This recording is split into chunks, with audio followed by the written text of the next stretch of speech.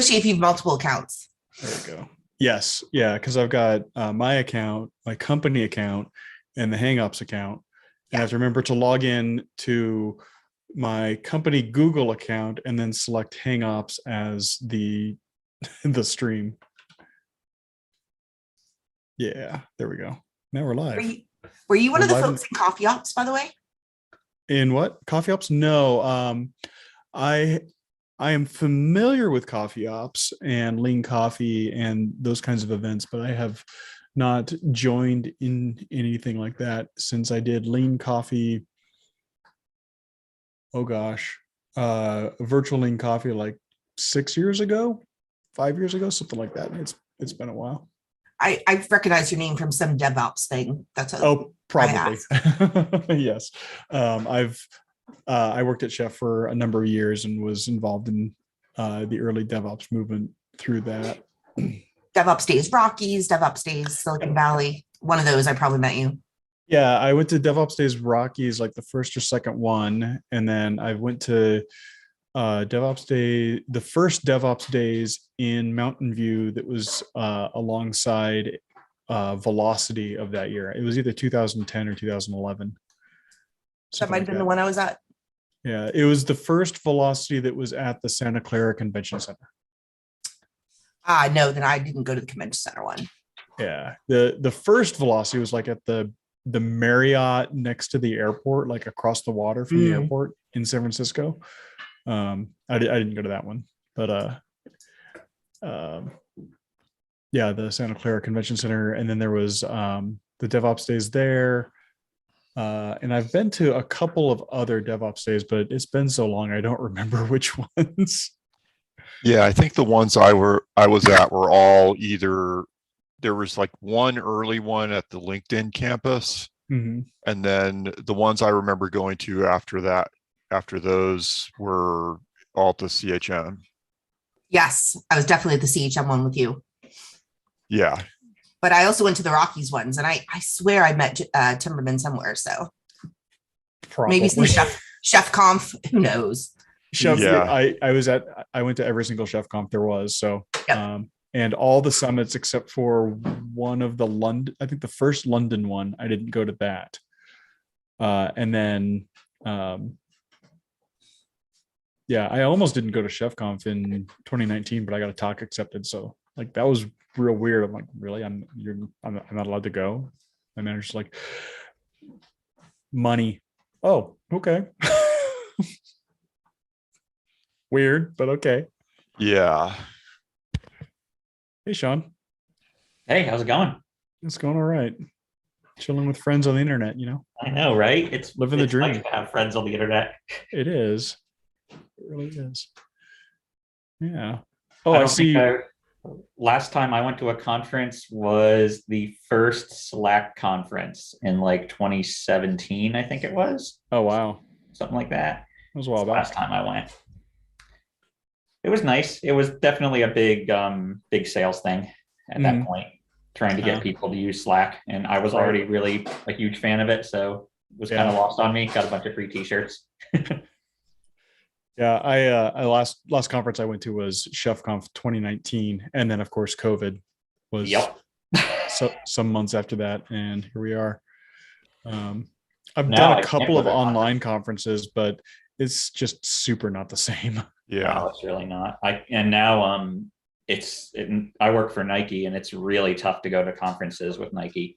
They don't want us. They don't want us talking about things. They don't want us publicly. Like, it's super tough. We over at Oracle, we have a bunch of your ex-management from Nike, and it's I'm sure you do. Culture. We're all over the place.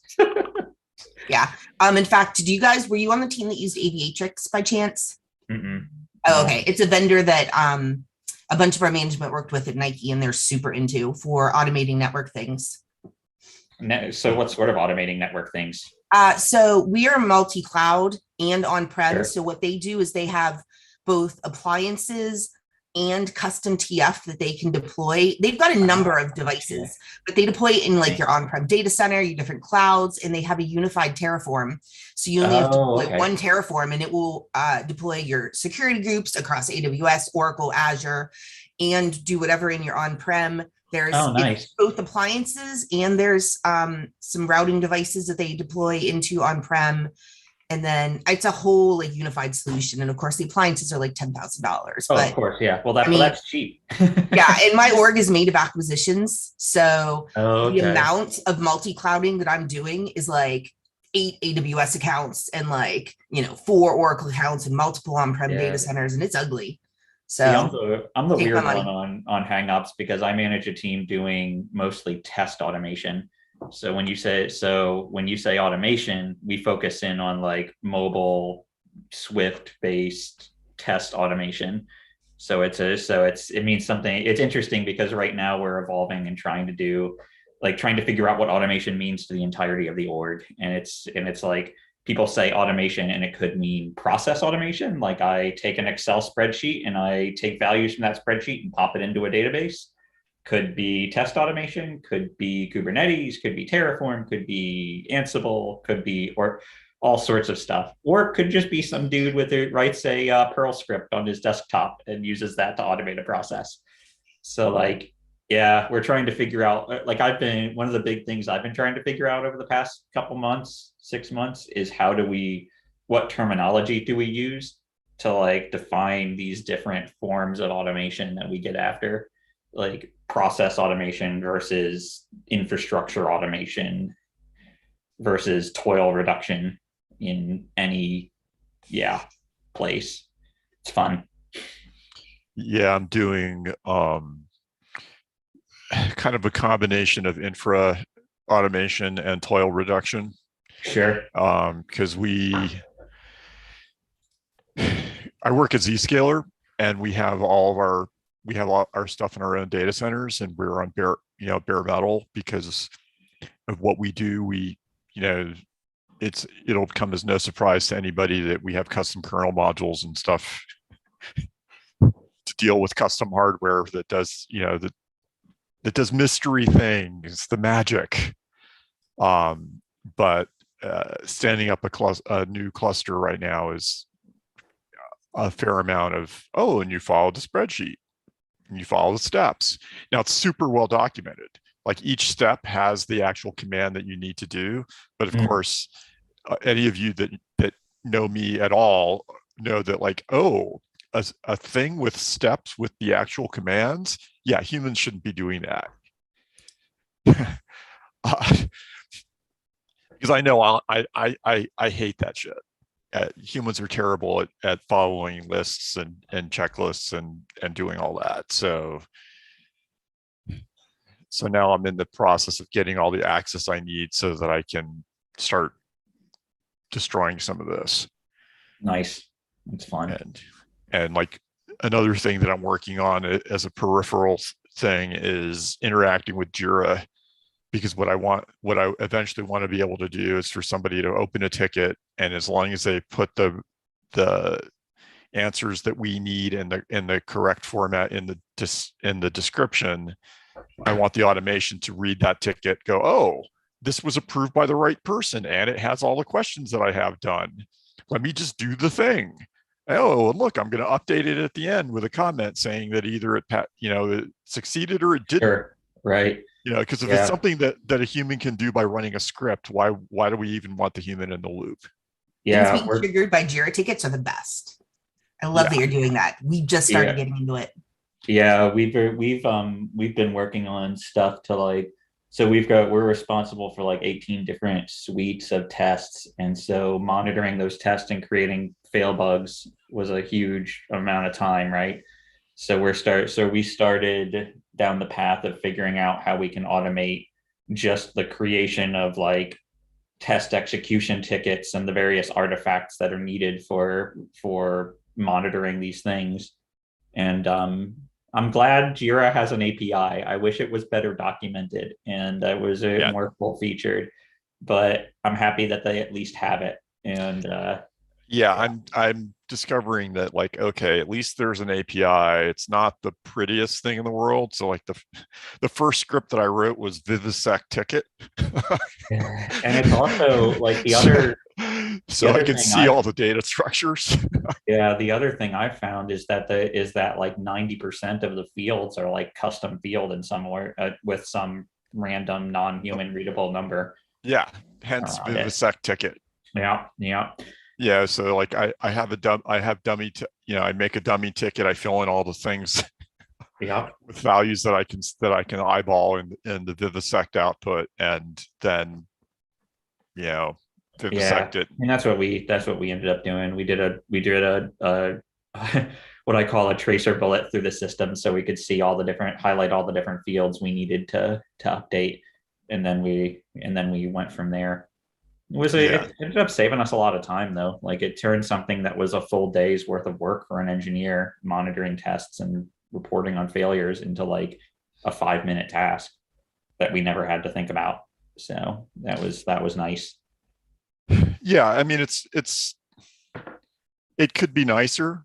I mean, the fact that the fact that the custom fields don't have their name anywhere in them is kind of annoying. Yeah. The upside is that, if somebody decides to rename the field, it's not going to break all my automation later. So okay, embrace the suck. All right, there is at least a minor upside to it, and like I said, the first script was, okay, let's vivisect these freaking tickets and figure out what the fields are. And then I just talked to somebody yesterday who has a task they want me to convert for them. Basically, they have all this stuff in a spreadsheet and they want to be able to generate like certain types of Jira tickets. But unfortunately, part of the process is like, you click a button in Jira, a custom button that triggers a macro, and I need to figure out how to do that from the Python API. But fun stuff. So Josh, what sort of cool things are you getting into recently? Well, the first thing so one thing is I do these events. So I do HangOps. I've noticed that. And then there's also some community streaming that we're doing at Alma, but we have a new feature in Alma that enables people to have more than just one workflow, because Alma shipped with just an incident management workflow. And now we have a couple others, including a tabletop exercise. There's I don't remember the other names of them offhand, but we're also doing community sourced workflows where we're talking to people in the greater DevOps and tech community and getting their insights and codifying what their processes are for managing things like customer bug escalations or state defects, lots of process things. So we just announced on our blog that we have those coming, and we'll be. I've been working on building the framework for our eng teams to be able to implement those in the application. That's awesome. I imagine that there's an email box overflowing with stuff right now if you announced it on your blog. We're working on it. Let's see, or comments on the blog or something. Yeah. We don't have comments enabled on our blog. That's good. There's the post in the Zoom chat. Yeah. And that's cool stuff. Like that's hugely powerful. I can tell you, trying to invent this stuff on our own is expensive. Oh yeah. And like every company reinvents the wheel. Like every existing big organization has, a big cumbersome process to deal with these things, where you've got, this whole series of SOC 2 compliant checks and controls on everything you have to do. And then people don't follow those things because it's too arduous. And as was discussed, people are bad at following processes sometimes. Yeah. And also it's at bigger organizations, what I've found is you're lucky if there's one process. There's probably like 30 different processes, and 5 of those people don't talk to are somebody that's off in Alaska who's like, they work at 2 a.m. and that's their process. So Yeah. Yeah. Right? And if you've got, you're running a large site with multiple services, each of those service teams has their own way of handling on call or handling the way that they get people involved and there's a problem and so on and so forth. Yeah. Yeah. So yeah. Bringing consistency is one of those things that I feel like it goes in cycles. Mm-hmm. Two places grow and they come up with cool processes that work for individual teams, and it gets tuned over the years to be more efficient because engineers hate wasting time, so they're going to do their best to do that, and then somebody comes along to try to bring it all consistent, and then eventually it dries back out again because that person leaves.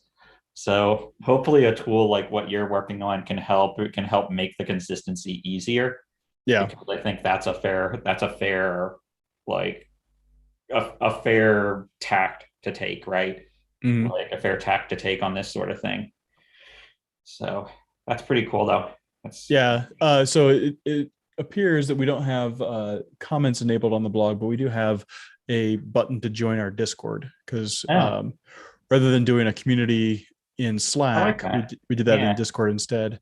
Yeah, Discord can be faster and it's well, I heavily use Discord for all of my hobbies because card games and video games are huge into Discord. All on Discord. Yeah, and so it was like super easy to get involved with it because I just click it and I'm okay. There I am. The joy of working from home. I've got to go handle a contractor real quick. Be right back. Okay, sure. Yeah. See ya.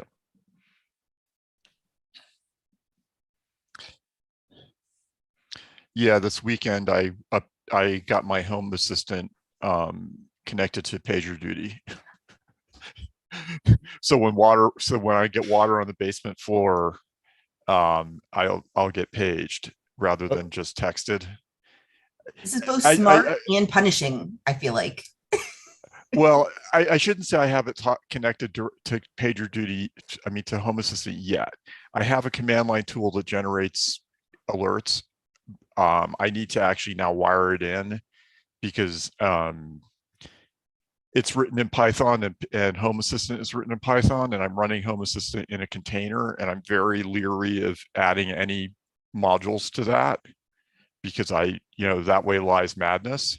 So what I'm going to do is have Home Assistant write its complaints to an MQTT topic, and then have something listening to MQTT in a separate container that then relays them off to PagerDuty, because I'm doing that for a fair amount of other things. Just because I don't like installing anything into that Home Assistant container, I kind of try to treat it as a magic box that I just don't want to break. It's a hobby. It's not, I don't want to turn it into work. But I already have it talking to MQTT so that it can talk to my open garage door sensor / opener, and also so that I have a cupsd running in a container to drive my laser printer in the basement, but I keep that printer turned off all the time because it's an ancient HP 4050 and it sucks juice like you wouldn't believe.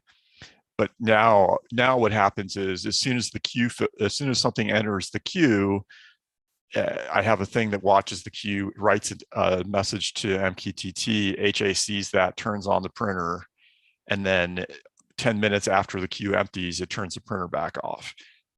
That way, by the time I get down to the basement, the printer is already on. It's already started printing the print job. It's actually probably done printing it because my wife and I both only print like once or twice a month.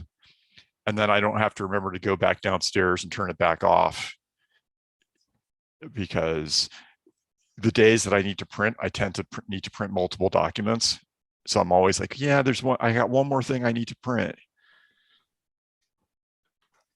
So now it just turns it on and off based on the output of LPQ, I should say, rather. But it's kind of badass. I avoid these problems by just not owning a printer. Yeah, that was my first choice. That was my first choice, but we do need to print often enough that, and especially, like I hated the inkjets, because it's like every time we print so rarely, every time we needed to print, the inkjet cartridge would be dried out. So it would end up being like $45 for, 3 pages, which is ridiculous. And then a while back, a buddy of mine was moving and he's like, I have these 4050s. Do you want one? So I bought one from him, and I'm still on, 8, it might even be 9 years later. I'm still on this first toner cartridge. So that's impressive. Well, I think if I look at my printer funny, it says that the cyan is out of ink and then I can't print. Yeah. Even though I don't need to print anything that's not black and white. Yeah. That was another annoyance of like, oh, I really I need to replace this dry magenta cartridge to print a black and white document. Yeah. Great. And it's going to be dry again the next time I need it. So I'm going to pay for another magenta cartridge. I had a printer several years ago that had these sensors on it. And if you just put a piece of tape over the sensors, then it would never think that the printer cartridges were out of ink, or the toner cartridges were out of toner. Nice. Kind of amazing, because I only ever printed anything in black and white on that printer. I got a color laser thinking, oh, color laser, it's only $10 more than the black and white model of this. I'll get the color laser. And then I learned why to not get a color laser. Yeah, although I don't know, we're in a kind of privileged state in that it's just my wife and I. So we don't have kids that are constantly printing stuff out for school. Oh, so my son's stuff is all on Google Drive, and like there's an app that they have to use that is a website that they turn stuff in with. I think it's called Turnitin, is where all of his schoolwork goes. And then I don't think he's had to have anything printed out specifically for school in probably 2 years. He's also in high school. Yeah. My sister's kids she's got a pair of 7-year-old twins. So like they print out like coloring book pages, from some site on the internet, or random other stuff. So she's constantly grinding through town. She's like, oh yeah, and she homeschools them, and she's like, yeah, once the kids started being at school, I never had the toner drying out issue ever again. And they print like pictures and photos and stuff like that. And for me, it's like I keep all my photos online, and if I ever need to print something, that's what FedEx is for. I'd much rather pay FedEx $1 a page for a color output than maintain a color printer at the house. $1 a page is way cheaper than 16 a page, which is what I think I figured out I was paying with the inkjet printer. I would hope that a color laser would, because of toner, would not like have it age out and dry out, but I guess not. I don't know how the internals of those things work anymore. I thought I understood how printers work, and it turns out I was completely dumb. Yeah, they're, I had a friend who ran printers at university, and her opinion was, they are the devil's work, and they're there and printers exist to cause you to have bad thoughts. Was that because she was like, yeah, well, let's just go with bad thoughts. PC load letter. Yes, exactly. They cause you to blurt out blasphemy. And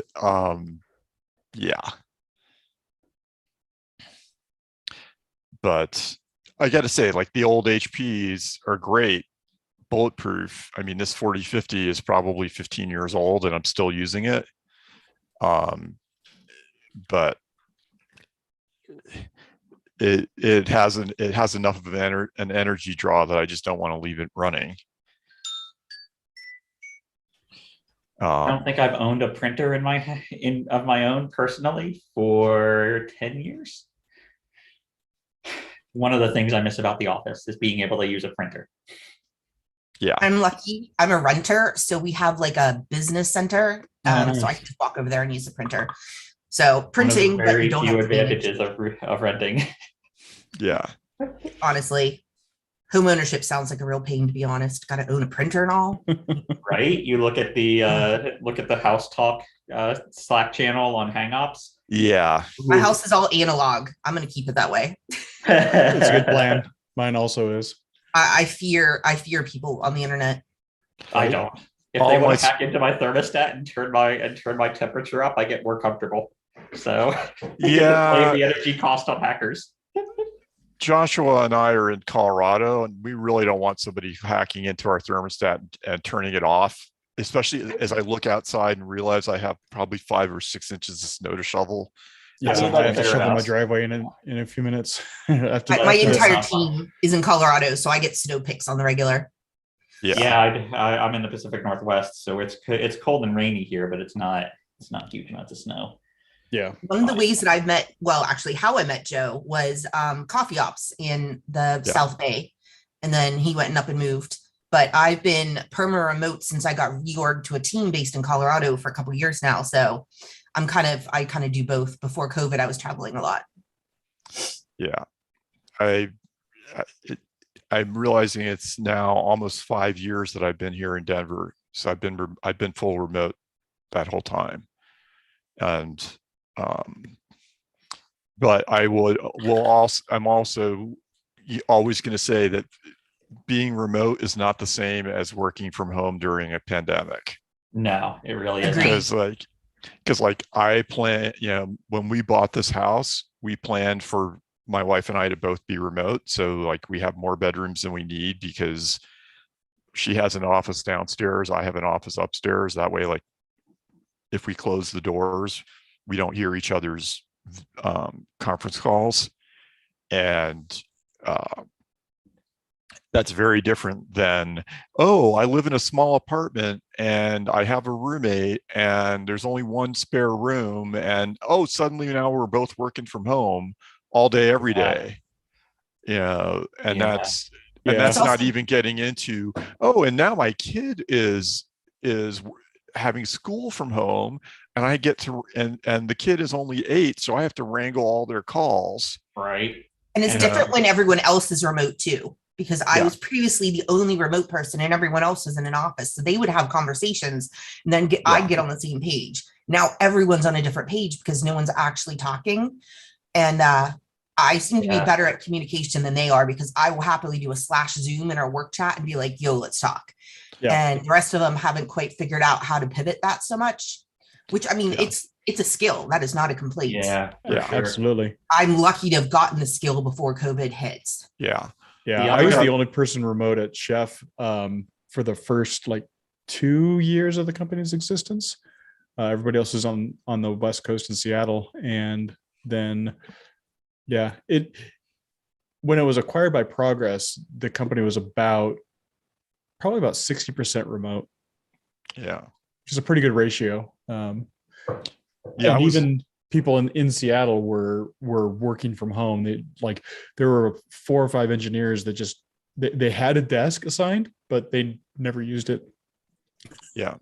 So the other thing that people underestimate is when you're working remote, because I worked remote for 2 years before moving to Nike, and then I worked on campus for a few years, and now I'm back remote. And so the thing that people don't really consider is when you're working remote, you can choose to be with or be around other people when you want to, right? There's always meetup groups. There's always there's all sorts of, rent a desk place if you need a day of just being around a buzz or something. And then, but with the pandemic, those options are closed, right? Yeah. If you want to be safe and you don't want your kids getting sick or you don't want your family getting sick, you isolate. And so so with this, it feels very different because now there aren't those outlets. And especially coming from a company like Nike that's extremely campus driven. There's events going on all the time. There's some tournaments going on all the time. Like during the summer, every Thursday and Friday, there's always like Thirsty Thursdays, and then things happening on Fridays that are taking advantage of the sun and everything. And then just the fact that like there's huge amounts of energy coming from the sort of people we hire, which is, assertive people that like to like push things forward and be aggressive about it, about working. So it's those sort of people get you jacked on doing work. And it's very different than it is right now. So I'll be back in 5. I got to go. I'm realizing I'm a minute late for 2 minutes late for a stand up. Oh yeah, I've got another meeting too. that is the hazard of day. This particular time slot is that it is popular for stand-ups. Yeah. All right. Well, this is a great thing. Thank you so much for starting. Yeah, you bet. It's awesome. It's awesome to see. Excellent. Thank you. Yeah, I'm actually going to drop 2 because I have an 11 I should prep for. But hey, thank you for hosting this. Yeah, and I also do this every other Friday in the afternoon for like a happy hour kind of thing for the people who can't make it at this time slot because I stand up. Awesome. Yeah, I mean, my schedule is kind of erratic, but this worked, and it's nice to chat with other technical people. So excellent. Hooray. Thank you. I'll see you online. All right. See you.